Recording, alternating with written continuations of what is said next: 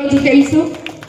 ఎందుకంటే ఎక్కడ వాళ్ళకి నీళ్లు సరిగా అందలేదో వెంటనే నా దగ్గరకు వచ్చి అమ్మ మాకు ఈ కాలువ తవ్వించాలి మీరు అని చెప్పి అడుగుతున్నారు.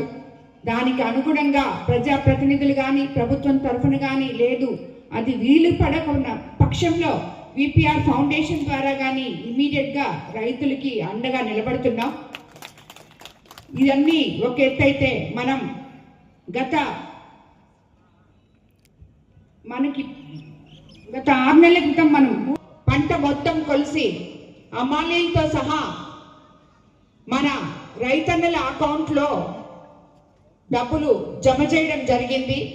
అదేవిధంగా ఈసారి కూడా మనం యాక్చువల్లీ ఈ పంటకి కొంచెం గవర్నమెంట్ ఎప్పుడు మనకి ఇది ఉండదు, కానీ ఈసారి మంత్రి గారిని అలాగే ముఖ్యమంత్రి గారిని కలెక్టర్స్ని అందరినీ రిక్వెస్ట్ చేస్తున్నాం రైతుల కోసం.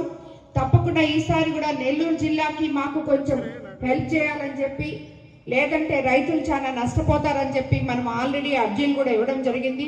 మినిస్టర్ గారితో మాట్లాడడం జరిగింది. చాలామంది రైతు సోదరులతో కలిసి కలెక్టర్ గారితో కూడా చర్చించడం జరిగింది. కాబట్టి ఈసారి కూడా మనకి మంచి జరగద్ది అని చెప్పి ఆశిస్తాం. అదేవిధంగా ఇప్పుడు సబ్సిడీ కింద రైతన్నలకి ఎన్నో విధాలుగా మనం మెషినరీ కానీ డ్రోన్లు కానీ ఇవన్నీ కూడా మనము అందించుకుంటున్నాం.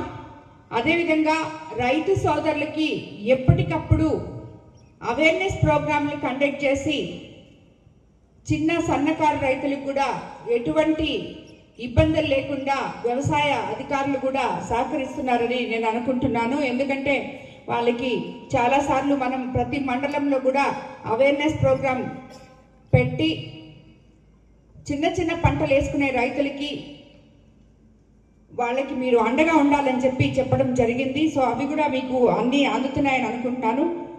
అదేవిధంగా మనకు యూరియా కూడా చాలా ఇబ్బంది ఉండింది. అది అన్నీ కూడా మనం ప్రతి దగ్గర ప్రతి మండలంలో ఆఫీసర్లతో మాట్లాడి అది కూడా రైతులను ఆదుకోవాలని చెప్పే నిర్ణయంతో వాళ్ళకి అండగా నిలవడం జరిగింది.